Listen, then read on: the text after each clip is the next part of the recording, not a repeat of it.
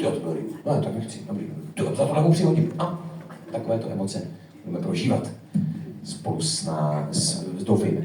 Přátelé, bude to improvizace. Já pro tu improvizaci potřebuji 3 slova. Absolutně jakákoliv slova. Mohou to být i nějaká ustálená slovní spojení. Když říkám slova, nemyslím tím jenom podstatná jména. Může to být absolutně skutečně cokoliv, co vás napadne. Všechny možné slovní druhy. Mám svůj určitý takzvaný blacklist, slova, na která nerad improvizuji, protože už jsem na ně improvizoval velmi často. Jsou tam nějaká 2 taková vulgární slovíčka, takové vulgární vlastní jméno a vlastní příjmení tedy a například i slovo Gargamel. Nevím, jestli vás někoho napadá, protože zrovna já bych často do improvizací dostával slovo Gargamel. Fanoušci seriálu Šmoulové vysvětlí nedotčeným. Já jsem to taky musel zjišťovat, říkám, proč mi ty lidi furt dávají Gargamela? Ještě více, ano, je to vypadá. Francouzi mi dluží spoustu peněz. Tak. Přátelé, zkrátka, o blacklistu vás informovat nebudu, pokud by někdo narazil na nějaké slovo, které je na blacklistu, já si jenom dovolím na vás ukázat a říct bingo. Filip Blacklist a tím se prostě omlouvám. Opravdu prostě už jsem do té improvizace bylo zraněný jako mockrát a já bych možná vyblel něco stejného, to se mi nechce. Přátelé a kamarádi, milí tedy, z tohoto sálu, já se vás nebudu rozdělovat žádné sekce, prostě jenom 3krát napnu sluch. Budu velmi zvědav, co českolipské či okolní publikum bude chtít zadat do této improvizace. Přátelé, já už se uvolním, já jsem tak budu hýbat. Budu se pohybovat po prostoru. Přátelé, prvé slovo této improvizace, nebo sousloví, jde o mě fuk. Prvé slovo či sousloví této improvizace by mělo znít... Eliška má narozeniny. Kouřovo. Metrolejová lampa. Hole majzna. Já to vezmu od začátku. Eliška má narozeniny, pak tam bylo kouřovod. Podívejte, ne, tak Eliška má narozeniny bylo první. Já vás jenom chci upozornit, že pokud zadáte něco, ale někoho do improvizace, já nemám absolutně žádnou garanci, co se s tím člověkem stane.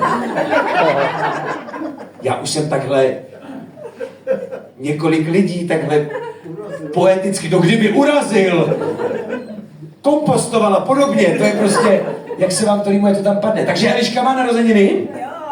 Já se omlouvám, Eliška má narozeniny. No ale dobrý, helejte, tak jako jestli někdo prostě máte pocit, že máte fakt dobrý slovo, můžete to tam hodit i do těch dalších sběrů. Přátelé, první českolipské ustálení, českolipské ustálené spojení dnešního večera, slovní spojení dnešního večera. Eliška má narozeniny. Potřebuji druhé slovo, či sousloví. Tohoto večera, toto slovo, či sousloví by mělo znít? Moje máma. Počkejte.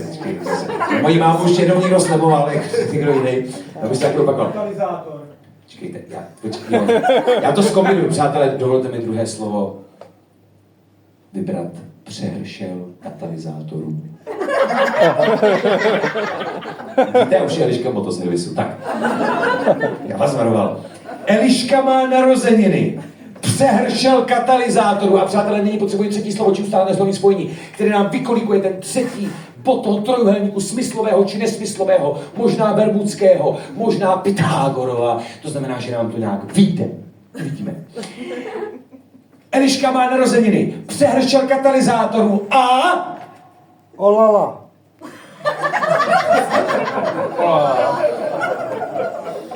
Já zase přátelé, když na slovo na slova Eliška má narozeniny. Přehršel katalyzátorů. I ulala. No, Majko, až to jste vůbec nic neslyšeli. To začalo. Teď.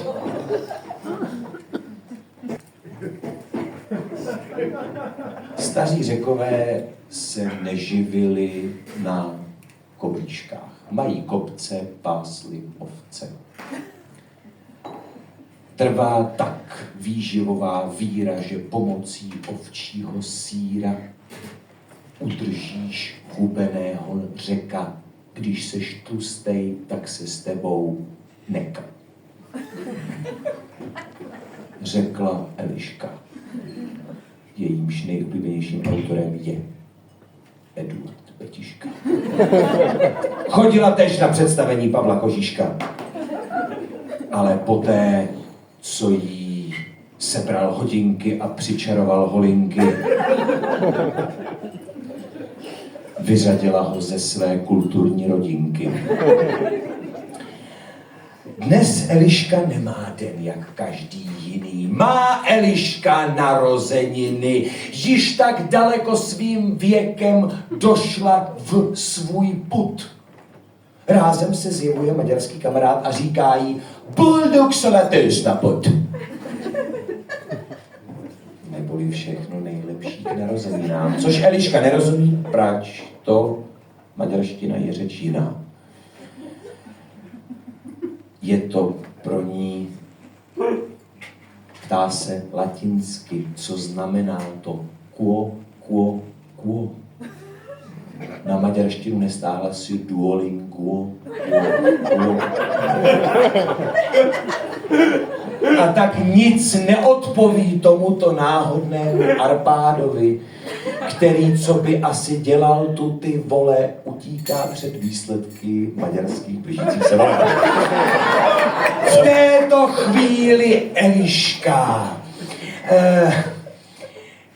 vzpomíná na Jiřího Mariška, kterého viděla v divadle Demagor. Říká si, je Magor, toho na svou narozeninovou oslavu nepozvu.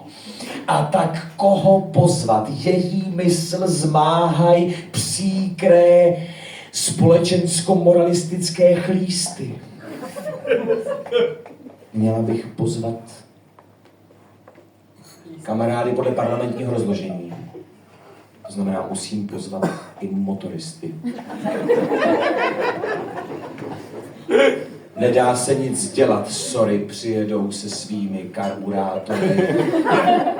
Možná to tu bude hell, když karburátorů bude přešel, aby váš motor dobře šel. Eliška nešťastná usedá na hrdel. V pase již několik dilematicky vytvořených kel. Děkuji pro oddělení česko-ruské chirurgie za přízeň a přemýšlí, proč se narodila v České Lípě a ne v Litomyšli.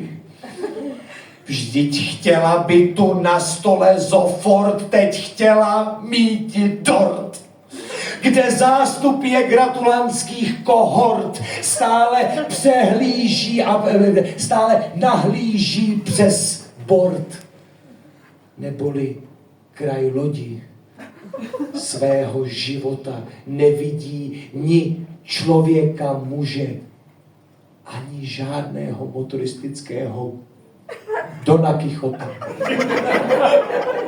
který na místo na koni se jaguárem přihoní. Jak dělává to stará motoristická škola. Eliška uvidí prvního gratulanta, napřed říká ola.